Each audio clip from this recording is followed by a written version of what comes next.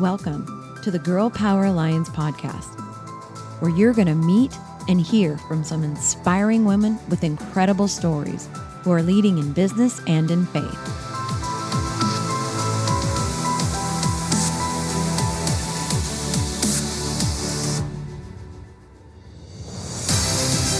We are on a mission to impact the world by empowering women to dream bigger through kingdom-minded mentoring and leadership. This is where women grow. Welcome back to another episode of the Girl Power Alliance podcast. I have a stunning guest on today who has just some incredible nuggets of truth to drop with you. I'm very excited about Keturah. She is a mental health practitioner, a women's empowerment mindset coach. That was a mouthful, and it is a mouthful. She's a faith-based motivational speaker and the host of the Social Recharge podcast.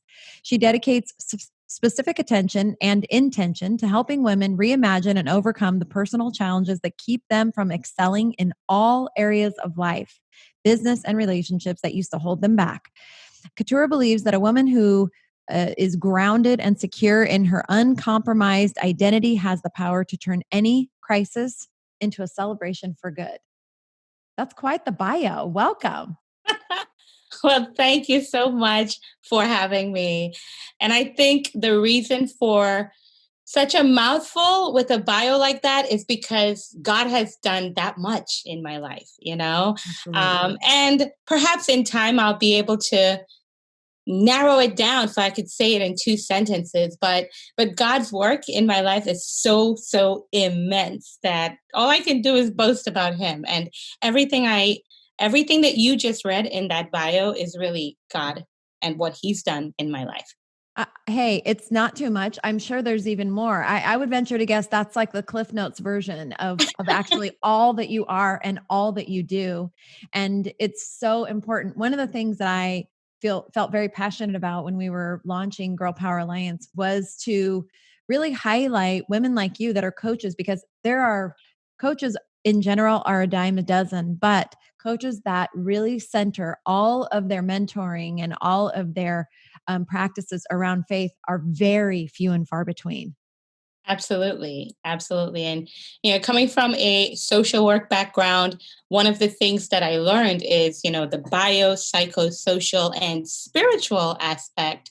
And as a Christian coming into social work, I remember when I was a social worker, I remember being super excited, like, oh, spiritual, then I can really, really make an impact. And I learned very quickly that the definition for spiritual within a secular context is so different from what I was coming into it with. So, yeah, I celebrate that. And I also celebrate Girl Power Alliance for being grounded in faith in Christ as well. Yeah. Hey, it's the bigger mission for all of us, really. I mean, we utilize our businesses and the things that we do as tools to go out and be the hands and feet in the world. And because, we all need to make an income, but really the bigger mission for you, for me, for Girl Power Alliance as a whole, and for millions and millions of us on the planet is to continue just to further the cause, right? To continue to share the mission and the message of Jesus Christ. So we use all these little things, but really we're all aligned in what we're doing and why we're doing it. Absolutely. I love that you started in social work. So take us on a little bit of a journey. So you started in social work and, maybe you really just believed that that's where you were going to be able to have the biggest impact, and kind of how did that transpire that you're doing what you're doing now? Yeah. So before social work, I have to give you an even further backstory to that, but I promise I'll keep it as brief as possible. So professionally, I started off as a high school teacher.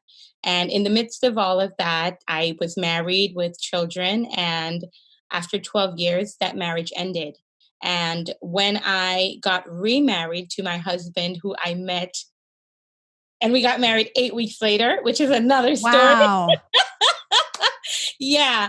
So, yeah, we got married 8 weeks later. But in the midst of all of that, there was, number one, me making such a huge life shift, which required a whole lot of space that I didn't have because I was working, I was busy, I was doing all of these different things. But in addition to that, there were four children, my four biological, who were also dealing with still the aftermath of my separation and divorce with my first husband. And then, I say to them, hey, I met somebody and we're getting married and we're going to be a new family. So Dun, dun, dun, dun. yeah, right. Drum roll. Let's go.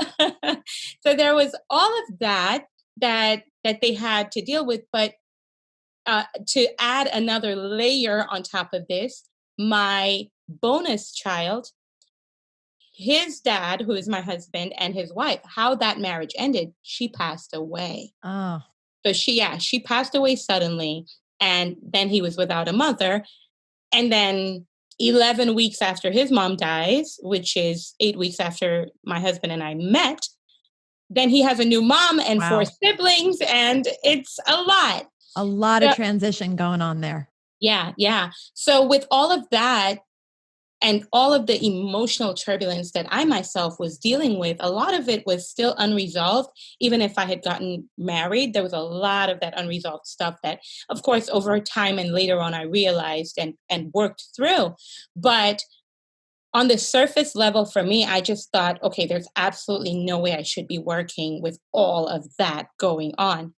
But I am such a naturally driven individual. I love to contribute. I love being in a space where I'm helping.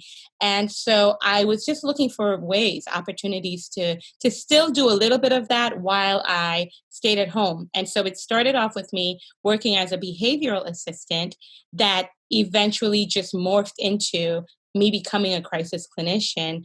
for a mental health agency. So that's really on the work side how the social work and all of that came into play.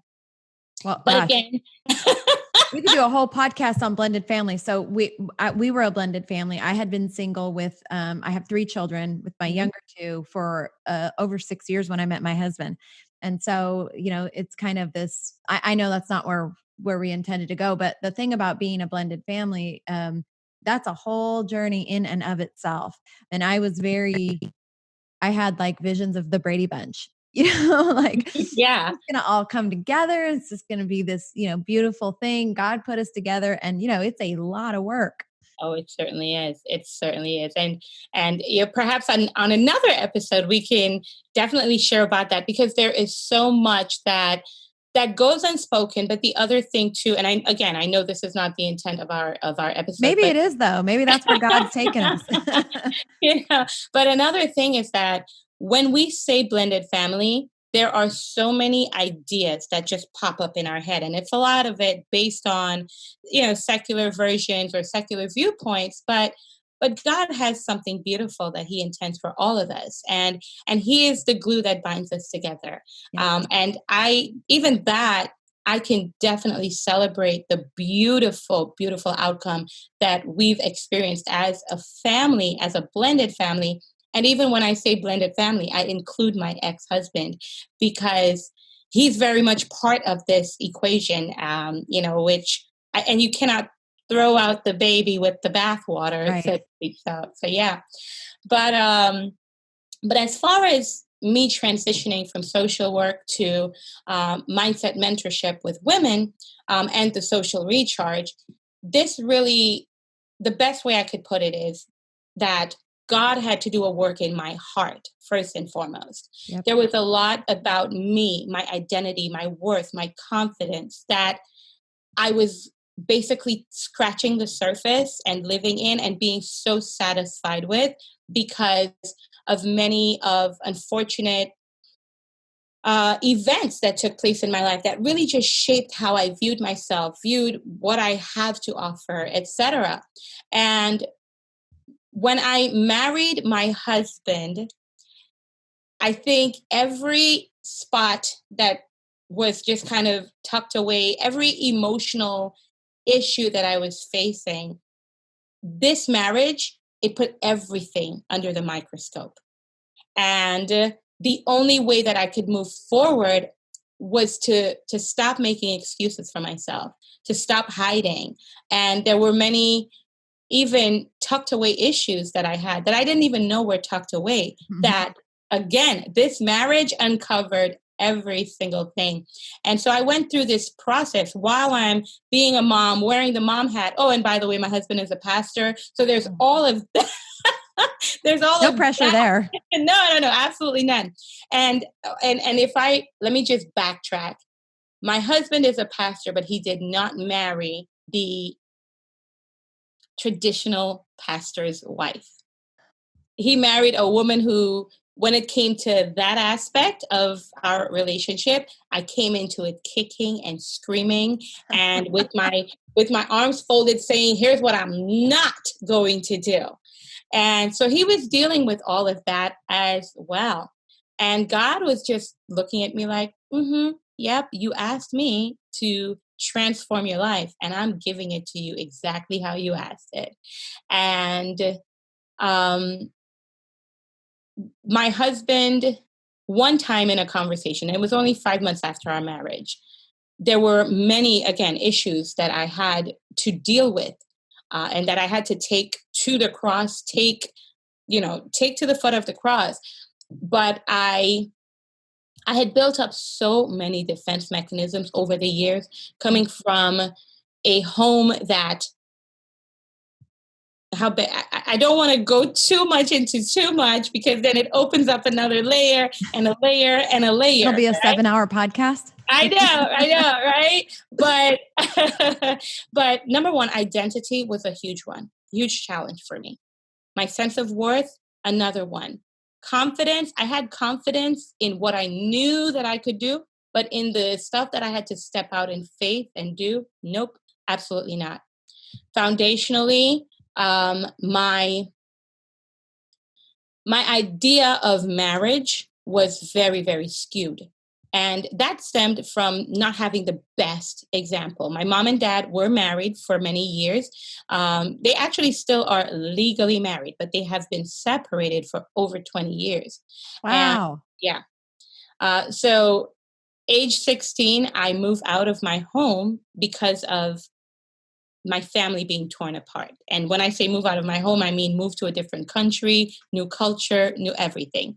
So that's me there. Age 19, I get married because, like, what else do? You get married, and that's going to solve your problems, right? But on top of all of that, we're just taking surface solutions and not really going to the root, to the heart. So I feel like I needed to kind of say that, because to just jump, I'm hopping over each event and each area where God did a lot of work. So all of that in a nutshell is what kind of became the avalanche that just fell on top of me when my husband, who after 5 months of marriage had every reason to divorce me, because I just was not, I wasn't honoring the marriage vow that I made. And he could have just said, you know what, deuces, I'm out. I'm not beat for this. I don't have time for this nonsense. But when I said to him, you can divorce me if you want, which again was just another defense mechanism, which now we know. But back then you couldn't tell me I have defenses. Like, what? Defenses? But his answer to that were 8 words that changed my life. He said to me, why would I do that? You're my wife. Exactly. I wish they could see the expression on our faces right now. If you're listening to the podcast, I have tears in my eyes and I made a very pouty face. What a sweet thing for him to say. And that is life-changing. And that's the absolute epitome of grace.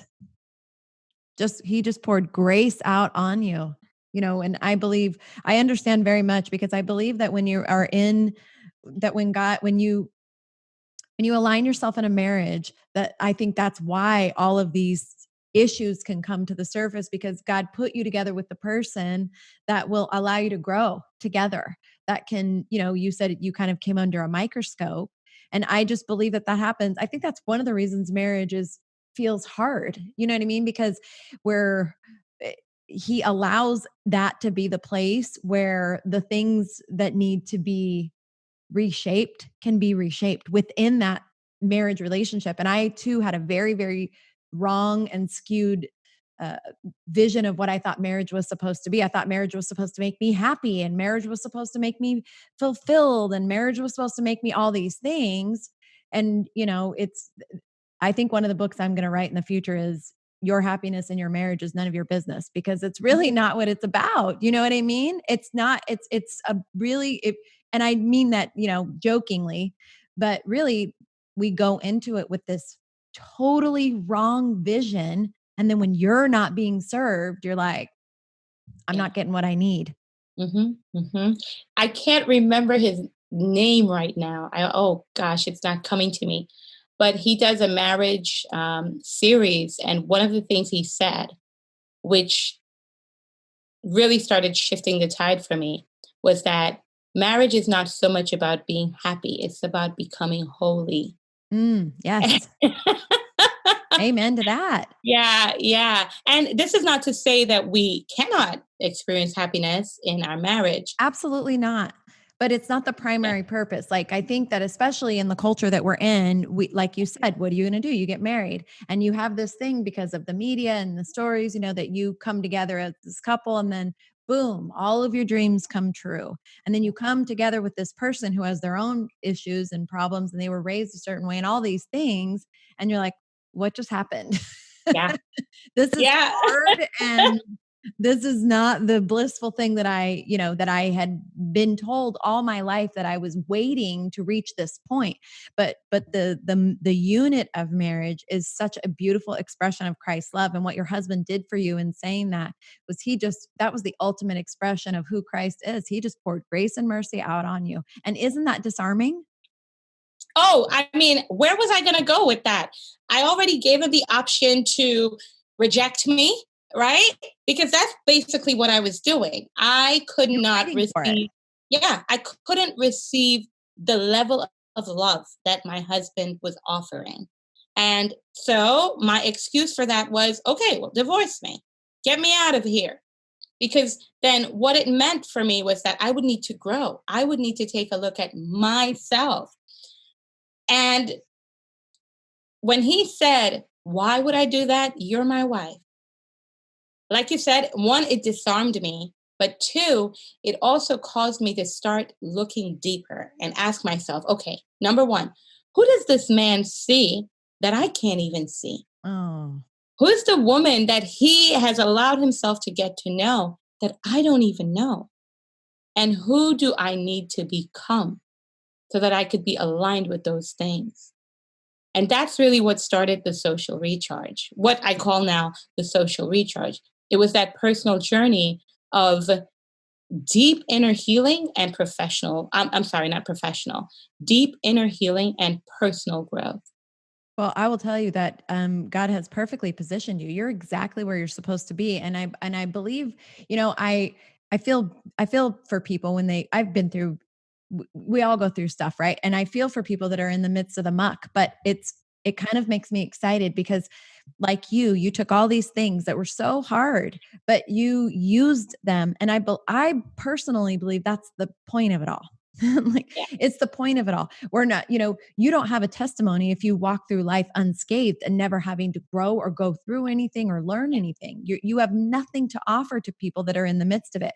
So people like you who have experienced thing after thing after thing, and instead of just giving up, you leaned in. You leaned in, and it's such a powerful testimony. So I know that you are just impacting women's lives greatly. And it's been a blessing to be able to do that. When everything started, it was so organic because it was extremely organic. And it started with me being confident enough to own my story so that I could overcome my story. And this is part of the framework that I work with other women on, helping them own certain aspects of their story, not to just say, okay, well, yeah, this happened and I accept it. It's not just about accepting it and being seated in whatever um, disempowering areas that it ends up producing, but more that overcoming, that being able to say, yeah, this is what this is, but here's how I am not going to allow it to define me. Here's how I'm going to apply what God says about who I am. the truth of who I am, my uncompromised identity in Christ, so that I can overcome these things. And so it started with my husband just being so proud of me and sharing all that God did in my life. And I remember coming home from, whether we went to a banquet, a gala, or even in church, sometimes he would talk. And I would say to him, "What are you doing? This is not your story to tell. This is my story." But, and my husband is an open book. So, I mean, he will tell it exactly like it is. And there were so many things that he covered me on, but essentially he was so pleased with what God did. He just had to share it. And then one time I would say that to him all the time. And one time he said to me, "Has it ever occurred to you that you're not as healed as you say you are?" Again, this man comes and just Called puts it me. out. And I said to him, "Well, how dare you? I am just fine. It's just nobody's business." And he said to me, "Well, I've never heard of somebody who was thirsty, who found a well and knew exactly where to Mm. find the water, and saw so many people out there thirsty looking for water and wouldn't open her mouth and tell them where the water is." Wow. Well, wow. That's powerful. And He's there adorable. yes, there beginneth the story of the social recharge. And so again, I thought, wow, okay, God, you did this work in my life. You transformed me from the inside out. You completely shifted my view of myself, my view of the world, my view of who I am, where I be, how to stand in my place of power and own it, right? But I still wasn't owning it completely, because the next step is you take that insight and you bring it external so that other people could experience that, right? And I just started sharing. And from sharing, it began with people calling me up, sending me DMs, asking me, like, "Whoa, how did you?" And all of the tell me how questions. Yeah. And I would just share freely. The Bible says, freely you have received, so freely you must give.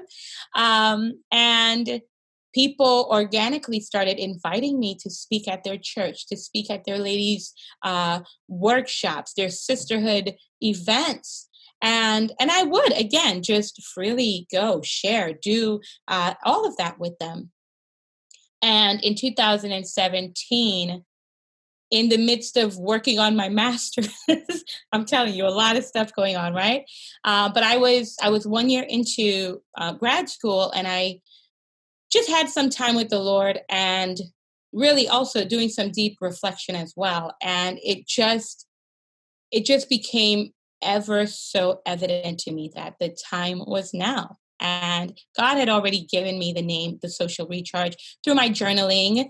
And I just said, okay, this is what it is, the social recharge.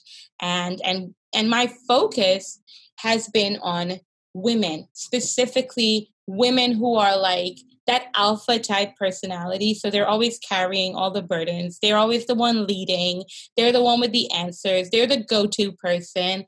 But then they secretly and silently at 3 o'clock in the morning, they're up trying to figure it out for themselves, trying to right, while they're being Mother Teresa to everybody, they're Medusa to themselves, which is something I always say I was out there being Mother Teresa to everybody, but just Medusa to myself. And so God really has been at the center of it. But I know that we can't just, you know, faith is amazing, but faith without works, faith without action is dead. And so I've asked the Lord, God, show me exactly how you want me to position the work that you want me to do with women. And so because I have a background in mental health, there was that natural move to mindset shifting. And a lot of it is rooted and grounded in the beliefs that we allow life, circumstances, situations, disappointments, rejections, all of these things that we allow to just kind of be our safety net. Um, And the beautiful thing about having an action plan with a safety net is that it keeps you protected. Yeah. But when it comes to growth, when the time comes for that discomfort that is only going to produce growth and exponential growth in our lives, it's so easy to coil back into that safety net, and unfortunately that keeps us from experiencing the true potential and the abundance that God has already given us. He's given us permission to have and to step into it. So that's really what the social recharge is all about. Yeah. It's amazing. And so, okay, I know people are listening going, I need that. So tell everybody that's either watching or listening how to connect with you. Where are you on social media? How do they find you? Okay, so you can find me at any of the two handles, Keturah Rosato, Keturah Rosato, or you can find me at The Social Recharge. I would prefer you go directly to Keturah Rosato, whether it's on Instagram or Facebook, or even my website, KeturahRosato.com, because then that's really the hub where you're going to get to know me, the person, the programs, the coaching, the transitional and transformational journeys that I'm right now unleashing or unearthing for women. So you can do that. You can find me there. If it's okay with you, and you can edit this part out if you know. I'm not But editing it. but I am right now launching a new. I don't want to say new, but just another aspect of the social recharge, and this is the Momentum Woman. And with the Momentum Woman, I really want women to just enjoy the gifts that God has given to them in every facet and in every capacity. So we're working right now on, and I don't know when this episode is going to be released, but depending on when it's released, I'm either getting ready to launch or relaunch a challenge, and it's called the Slay in Your Lane Challenge. Okay. Mm. When are you launching it? So the Slay in Your Lane Challenge starts on July 27th, and it's going all the way through the 30th. So July 27th through July 30th is when the Slay in Your Lane Challenge is happening. Now, I will be relaunching it a couple of weeks later, 5-6 weeks later. So if they miss the challenge on the 27th, they can still just go to KeturahRosato.com to find out when the next date is going to be. Do you do it ongoing? Yeah, it's going to be ongoing. Okay. This is actually going to be the beta launch of the challenge, which leads into them learning about different opportunities to work with me. But it will be ongoing every 6 to 8 weeks. Yeah. Amazing. And so if you're listening to this and you are driving or working out or walking, don't worry. All of her information will be in the show notes. I'll have her social media links, her website, so that you can connect with her. If you're watching this on YouTube, just right below in the details, you'll have all of her information, as we want you to connect with her and have this life-changing transformation that she is going to help you walk through. You are a phenomenal woman. Oh, thank you. As are you, my dear lady. You are one phenomenal woman yourself. I'm so happy that we got connected. I don't think this is the end. I would love to talk to you about something that we do at GPA called Featured Coaches. So we'll have to talk about that after the recording. But you're just a phenomenal woman. I feel like your journey literally is just starting. I feel like you're at the beginning. Yeah. And that's the thing with God. You know, the Bible tells us He takes us from faith to faith and from glory to glory. And sometimes we go through different phases in our lives, and it feels like, yeah, it can't get any better or worse than this. And then God sweeps us away and shows us that, hey, I just took you over this journey, and here comes another one, right? Yep. What's his name? Torrin Wells? I believe it's Torrin Wells. He has a song, and the chorus, it says, "On the mountain, I will bow my eyes to the one who set me there. In the valley, I will lift my eyes to the one who sees me there." Wow. When I'm standing on the mountain, I didn't get there on my own. When I'm walking through the valley, I know I'm not alone, right? And love him. And so I thank you for that. Yeah. It's just starting. Yeah. Well, thank you so much for taking the time and reach out to her.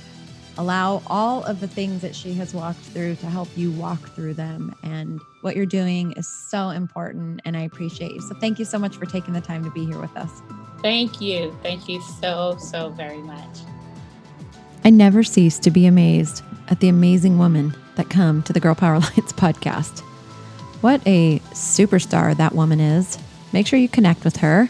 And by the way, the Bloom Summit is 1 week away. Did you know that? Have you registered yet?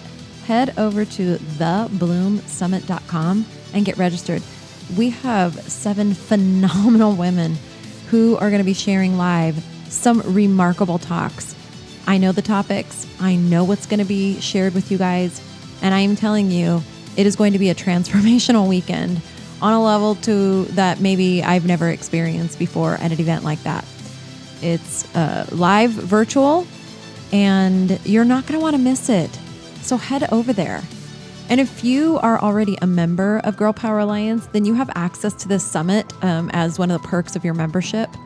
If you'd like to be a part of our Girl Power Alliance family, all you have to do is go to girlpoweralliance.com and become a member. We have some amazing things that we do every single month, and more things coming, because I will tell you what, God is just not done. He's not done with you. He's not done with me. He's not done with us. And as women, this is our time. There has never been a time like this in history. And the world is waiting for you to step up, step out, and become the person that God intended you to be. If you need encouragement, if you need equipping, if you need help, we're here. We're here to empower you to be that woman. At Girl Power Alliance, one thing is for sure. This is where women grow.